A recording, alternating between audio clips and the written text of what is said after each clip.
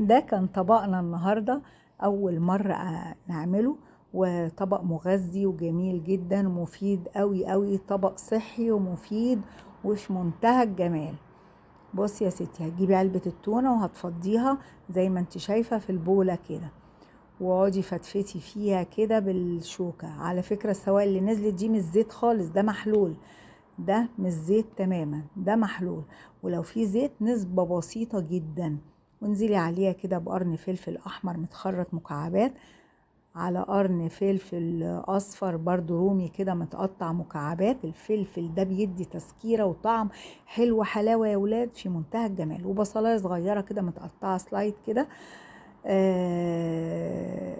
شرايح سلايس يعني. وقلبي قلب قلب قلب زي ما انت شايفة كده. وفص ليمون محترم كده عصريه عليها، وشوية زيتون ترانشات مخلي حطيها. وفي الطبق ده هنكتفي بالملح اللي في الزيتون، مش هنحط بقى ملح خالص. هنكتفي بالليمون، والحدوقية بتاعت الزيتون هي اللي هتحيق لنا الطبق الجميل ده. وانزلي بقى بكوباية مكرونة مسلوقة، كوباية بس، مش نص كيلو بقى ولا حاجة، هي كوباية مكرونة مسلوقة. اديني حطيت بقيتها اهي.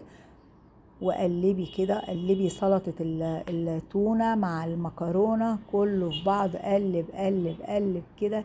طبق حلو حلاوة مش قادرة اقولك. والتوابل بتاعتك مش هنحط حاجة الا بس معلقة فلفل اسود. جميل جدا ومغذي جدا ولطيف وظريف وخفيف على المعدة، وتفضلي راحة جاية طول اليوم. كل ما تجوعي املي طبق وكليه، كل ما تجوعي. انا ده كان غدايا النهارده، وانا والله يا ولاد عملت كده. كل ما جوع اروح حاطه طبق واقعد اكله، وكان حلو ولطيف وطعمه في منتهى الجمال وجميل جدا. وحطيت عليه فص ليمون كمان، مزمزه كده واداله مزازة حلوة.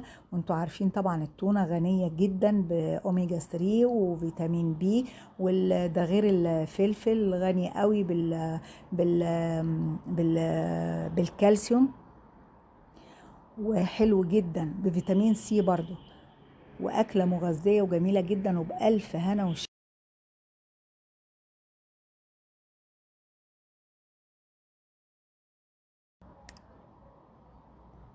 وألف هنا وشفا على بدنك، وصحة وعافية.